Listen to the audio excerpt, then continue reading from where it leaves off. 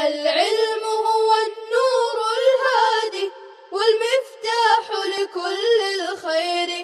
من يرد الله به خيرا. بسم اللہ الرحمن الرحیم. الحمد للہ وکفى وسلام علی عباده الذین اصطفى، اما بعد فاعوذ باللہ من الشیطان الرجیم. بسم اللہ الرحمن الرحیم.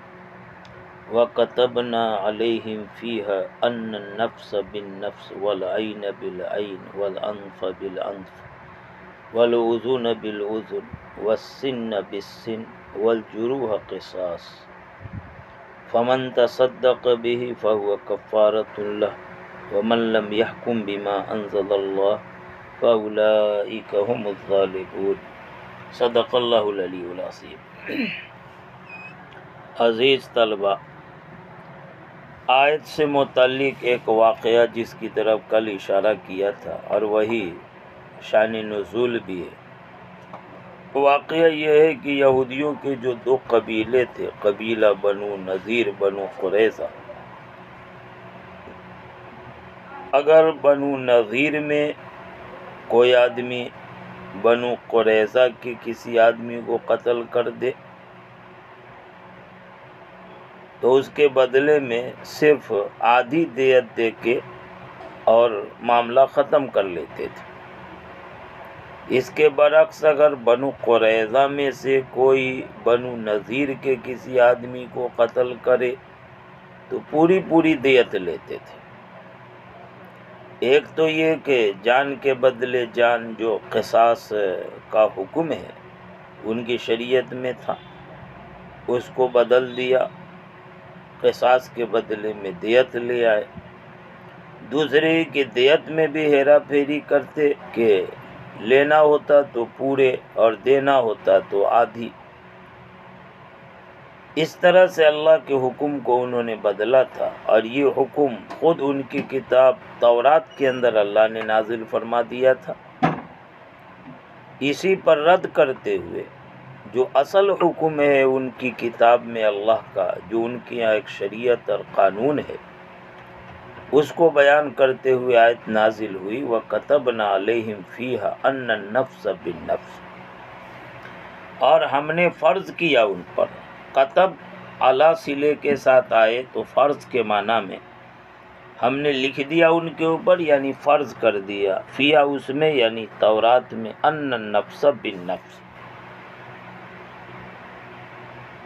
کہ جان کے بدلے میں جان ہے. یہ حکم یہودیوں کی شریعت میں تھا، اور یہی حکم ہماری شریعت میں بھی ہے. کیونکہ اس کا نسخ نہیں ہوا، نسخ کے بارے میں کوئی آیت یا کوئی نص قطعی موجود نہیں ہے. اس وجہ سے یہ حکم جیسے اہل تورات یہودیوں کی شریعت میں، ویسی یہ حکم ہماری شریعت میں، اسلام میں بھی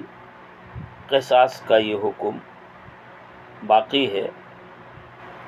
کہ جان کے بدلے جان، آنکھ کے بدلے آنکھ، اور ناک کے بدلے ناک، کان کے بدلے کان، دانت کے بدلے دانت، اور ایسی زخموں میں قصاص ہے.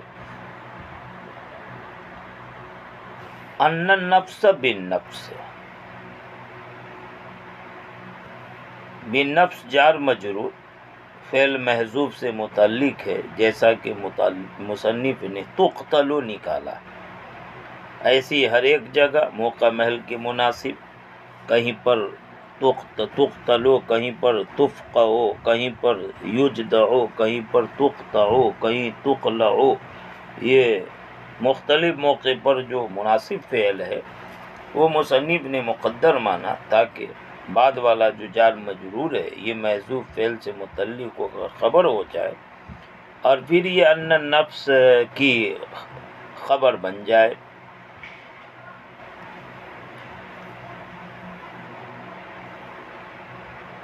فرمایا کہ جان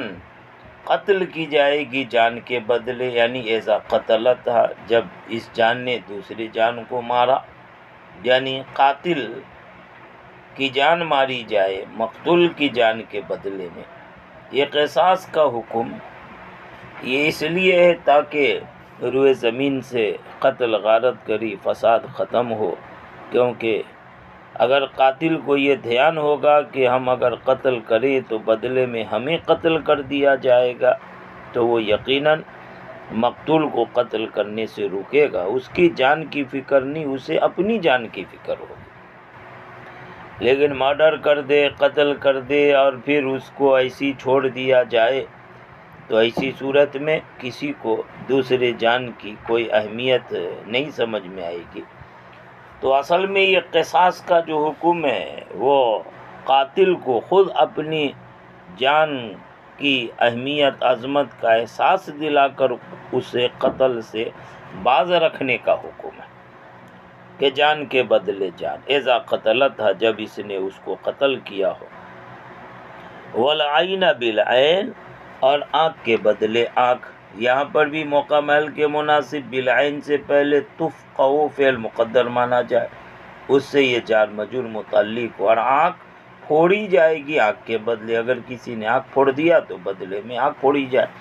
والعنف بالعنف، یہاں بھی یجدع فعل مقدر مانا، بالعنف جار مجرور کا عامل، اور ناک کاٹی جائیں ناک کے بدلے، والاذن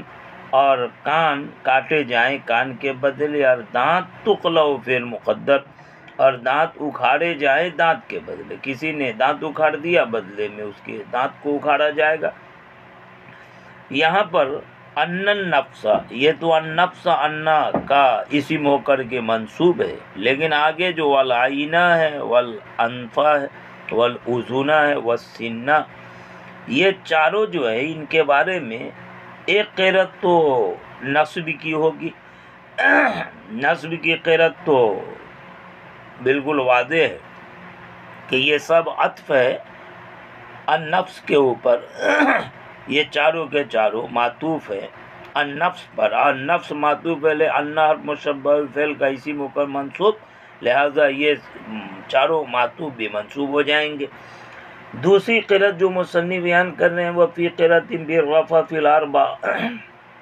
ہر ایک قرأت میں رفع کے ساتھ ہی چاروں میں،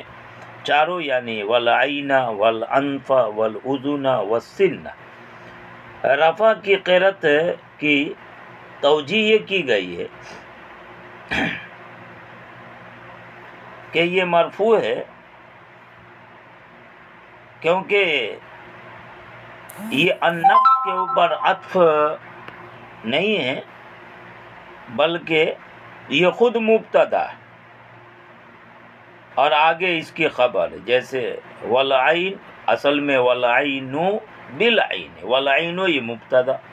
بالعین یہ تفقع مقدر فعل سے متعلق ہو کر اس کی خبر ایسی آگے، چاروں میں یہ سب مبتدا ہیں اور آگے اس کی خبر ہے، اب مبتدا خبر سے مل کر پورا جملہ یہ نفس پر عطف نہیں ہے بلکہ ان النفس والے جملے پر عطف ہے، تو یہ عطف جملہ علی الجملہ کے طور پر ہے، ان النفس بالنفس جو پورا جملہ ہے جو محلا مرفوع ہے اس پر عطف ہو کر کے یہ بھی مرفوع ہو گیا ہے۔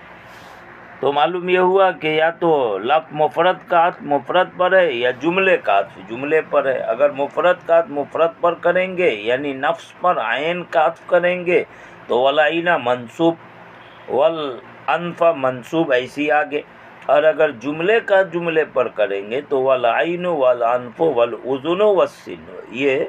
منصوب نہیں بلکہ مرفوع ہو جائے گا۔ کہتے ہیں قرأت میں رفع کے ساتھ ہی چاروں جگہ میں والجروح قصاص، جرح کی جمع جروح، اور زخموں میں قصاص ہے، یا مصنف کرے بالوجہین دونوں صورتوں میں، یعنی رفع نصب دونوں کے ساتھ اس کو پڑھ سکتے ہیں۔ توجیہ وہی ہوگی، اگر نصب کے ساتھ پڑھیں گے تو ما قبل عطف مفرد المفرد کے طور پر، اور اگر رفع کے ساتھ پڑھیں گے تو اس صورت میں یہ خود مبتدا ہے، قصاص اس کی خبر ہے، اب مبتدا خبر مل کر جملہ ہو کر کے ما قبل کے جملے پر عطف ہوگا۔ اور جروح زخم قصاص یقتص فیہا، یعنی زخموں میں قصاص لیا جائے، اذا امکن، مسئلہ بیان فرمانے کہ قصاص ہر زخم میں نہیں، اس زخم میں جہاں کے قصاص لینا ممکن ہو سکے، چونکہ قصاص میں مماثلت ضروری ہے، مساوات برابری ضروری ہے۔ اگر قصاص لینے میں کچھ زیادتی ہو گئی تو یہ ظلم ہو جائے گا۔ اس وجہ سے فرماتے ہیں کہ اس میں جہاں پر کہ قصاص لینا ممکن ہو، جیسے ہاتھ ہے وہ رجل اور پیر، وہ ذکر اور ذکر، ہاتھ کاٹ دیا، پیر کاٹ دیا، ذکر کاٹ دیا، اور اس کے علاوہ اور بھی واضح جو ظاہر عضو ہیں کاٹ دیے۔ وَمَا لَا يُمْكِنُ فَفِيهِ الْحُكُومَةُ، یہ ما لا یمکن، ما موصول ہے، لا یمکن صلہ ہے، موصول صلہ مل کر یہ مبتدا ہے، اور فیہ الحکومہ یہ اس مبتدا کی خبر۔ یہ ترجمہ نہ کریں اور وہ جس میں کہ ممکن نہ ہو حکومت، یہ ترجمہ غلط ہے۔ ترجمہ کریں گے اور وہ زخم جہاں قصاص لینا یعنی برابری ممکن نہ ہو، ففیہ الحکومت، تو وہاں پر فیصلہ ہوگا عادل آدمی کا، حکومہ یعنی فیصلہ عادل آدمی کا۔ مثال کے طور پر جیسے کہ خصیے کو کچل ڈالا، اب بالکل برابر ویسی ہی بدلے میں خصیے کو کچلا ممکن نہیں ہے، برابری نہیں ہوگی، کمی بیشی ہو جائے گی۔ یہی کہ ہڈی توڑ دیا، اب بالکل اسی طرح سے ریڑھ کی پشت کی ہڈی وغیرہ توڑے تو یہ بھی ممکن نہیں، اس میں کمی بیشی ہو جائے گی۔ تو ایسی صورت میں مسئلہ جو ہے وہ فیصلے کا ہے۔ فیصلہ یہ ہے کہ عادل آدمی فیصلہ کرے۔ اس کی صورت بیان کی ہے فقہا حضرات نے کہ ایک ایسا غلام لیا جائے جو عیب سے بالکل پاک صاف ہو، اور پھر اس طرح کا عیب یعنی جو نقصان پہنچایا گیا، جو زخم لگایا گیا، اس طرح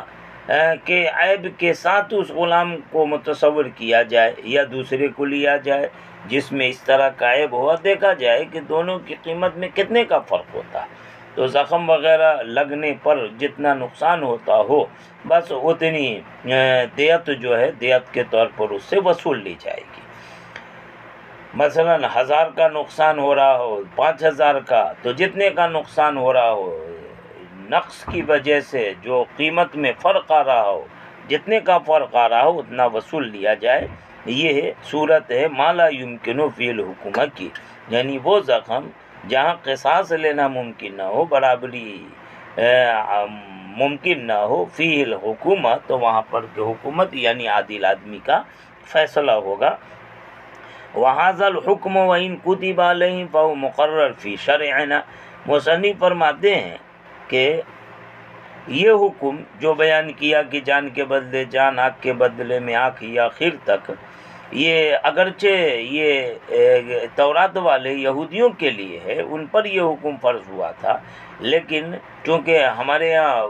اس کے نسخ کے بارے میں کوئی نص قطعی موجود نہیں ہے، لہٰذا جو قانون قصاص کا ان کے ہاں تھا وہ ہماری شریعت میں بھی قانون مقرر ہے، متحقق ہے، یعنی یہ حکم ان کے لیے بھی ہے اور ہمارے یہاں بھی ہے۔ اور یہ حکم اگرچہ ان اہل کتاب یہودیوں پر فرض کیا گیا تھا، لیکن وہ ہماری شریعت میں مقرر ہے۔ فَمَن تَصَدَّقَ بِهِ فَهُوَ كَفَّارَةٌ لَهُ، تو جو کوئی اس قصاص کا صدقہ دے یا صدقے میں صدقہ دے، صدقہ دینے کا مطلب ایک تو یہ ہے کہ صدق دل سے قصاص کے لیے قاتل اپنے آپ کو پیش کر دے، من تصدق بہ، صدق دل سے قصاص کے لیے اپنے آپ کو پیش کرے، یہ ترجمہ۔ صورت یہ ہوگی کہ قاتل جس نے قتل کیا قصاصاً اسے قتل کیا جانا ہے، اس نے اپنے آپ کو قصاص کے لیے پیش کر دی، یعنی اپنے اوپر مقتول کے اولیاء کو قدرت دی تھی۔ فَهُوَ كَفَّارَةٌ لَهُ، تو اس طرح سے قصاصاً اس کو قتل کر دیا گیا، تو جو گناہ اس نے کیا تھا اس کا یہ قصاص والا قتل اس کے قتل والے جرم کے لیے کفارہ بن جائے گا۔ دوسرا مطلب یہ ہے کہ فَمَن تَصَدَّقَ بِهِ، جو کوئی اس کا صدقہ کرے، صدقہ کرنے کا مطلب یعنی ولی کے اولیاء تھے، انہوں نے قصاص نہیں لیا بلکہ معاف کر دیا، یا یہ کہ صلح کر لی دیت وغیرہ لے کر، تو جو کچھ بھی کیا یہ اس قاتل کے قتل والے جرم کے لیے کفارہ بن جائے گا۔ بہرحال فمن تصدق بھی یہ قاتل کے اعتبار سے بھی ہے، یعنی صدق دل سے اپنے آپ کو پیش کر دے، یا یہ کہ یہ مقتول کے ولی کے اعتبار سے، یعنی مقتول کے ولی نے قتل نہیں کیا، بدلے میں صدقہ والا کام کیا، یعنی معاف کر دیا، یا یہ کہ دیت وغیرہ لے لی۔ فمن تصدق بھی جو کوئی اپنے آپ کو صدق دل سے قصاص کے واسطے پیش کرے، بائیں طور سے کہ مکن من نفسی اپنے آپ کو قدرت دے دے، یعنی قاتل قصاص کے لیے خوش دلی سے پیش کر دے، یا یہ کہ تصدق بھی یعنی قصاص کا صدقہ دے بائیں طور سے کہ ولی جو ہے وہ قاتل کو معاف کر دے، فرماتے ہیں فَهُوَ کفارۃ اللہ، تو یہ اس کے لیے گناہوں کا کفارہ ہو جائے گا، یعنی لما آتا ہو جو گناہ کا ارتکاب اس نے کیا ہو۔ غرض یہ کہ قتل کا جرم ہوا تھا تو قاتل سے 3 حقوق متعلق ہو گئے تھے، ایک تو اللہ کا حق ہے، ایک ولی کا حق ہے، ایک مقتول کا حق ہے۔ اب اگر قاتل نے اپنے آپ کو خوش دلی سے پیش کر دیا قصاص کے واسطے اور اس پر وہ تائب ہوا تو اللہ کا جو حق تھا وہ ساقط ہو گیا، ولی کا حق بھی ساقط ہو گیا، اور اللہ پاک مقتول کو بھی اس کی طرف سے راضی کر دیں گے۔ اور اگر اس نے خوش دلی سے خود کو پیش نہیں کیا بلکہ جبراً اس کو پکڑا گیا اور اس نے توبہ بھی نہیں کی، بلا توبہ کہ اسے قتل کر دیا گیا، تو ولی کا جو حق تھا وہ تو ساقط ہو گیا، لیکن اللہ کا جو حق تھا باقی رہا، ایسے ہی مقتول کا حق وہ بھی باقی رہا۔ بہرحال اس سے ثابت ہوا کہ حدود جو ہوتے ہیں وہ زواجر ہوتے ہیں، یعنی زجر کے لیے، گناہوں کے روک تھام کے لیے ہوتے ہیں۔ آگے فرمایا وَمَن لَّمْ يَحْكُمْ، اور جو کو فیصلہ نہ دے اس کے مطابق جو اللہ نے نازل کیا قصاص وغیرہ کے بارے میں، فَأُولَٰئِكَ هُمُ الظَّالِمُونَ، تو یہی وہ لوگ ہیں جو ظلم کرنے والے۔ ماقبل میں یہی آیت آئی تھی مَن لَّمْ يَحْكُمْ بِمَا أَنزَلَ اللَّهُ فَأُولَٰئِكَ هُمُ الْكَافِرُونَ، اور یہاں فَأُولَٰئِكَ هُمُ الظَّالِمُونَ کہہ رہے ہیں۔ ماقبل میں کافرون اور یہاں ظالمون، یہ فرق اس لیے ہے کہ ماقبل میں جن لوگوں کا بیان تھا کہ اللہ کے نازل کردہ حکم کے خلاف فیصلہ دیتے ہیں، وہ صرف اللہ کے بنائے ہوئی شریعت قانون کی خلاف ورزی نہیں کرتے ہیں بلکہ اس حکم کو بدل ڈالتے ہیں، اور جو اپنا فیصلہ دیتے ہیں اسی کو حلال سمجھتے ہیں۔ تو ایک تو اللہ کی شریعت اور قانون کی خلاف ورزی بھی کرتے ہیں، اس میں تبدیلی تغییر کرتے ہیں اور اس کو حلال بھی سمجھتے، اس وجہ سے وہ کافر ہوئے۔ اور یہاں یہ لوگ ظالم ہیں، کافر نہیں ہیں، یعنی اللہ کی شریعت اور قانون کے خلاف ورزی تو کرتے ہیں مگر اسے حلال نہیں سمجھتے، اس وجہ سے ظالم۔ یہ ظالم فاسق کے معنی میں، کافر کے معنی میں نہیں ہے۔ گویا کہ گناہ کرے اور اس کو حلال سمجھ لے تو کافر ہو جاتا، اور گناہ کرے مگر حلال تو نہیں سمجھ رہا، البتہ گناہ کا ارتکاب کر رہا تو ظالم فاسق ہوتا ہے، کافر نہیں ہوتا۔ اس وجہ سے دونوں جگہ فرق کیا۔ فاولئک، تو یہی وہ لوگ ہیں، ہم الظالمون، جو ظلم کرنے والے ہیں، یعنی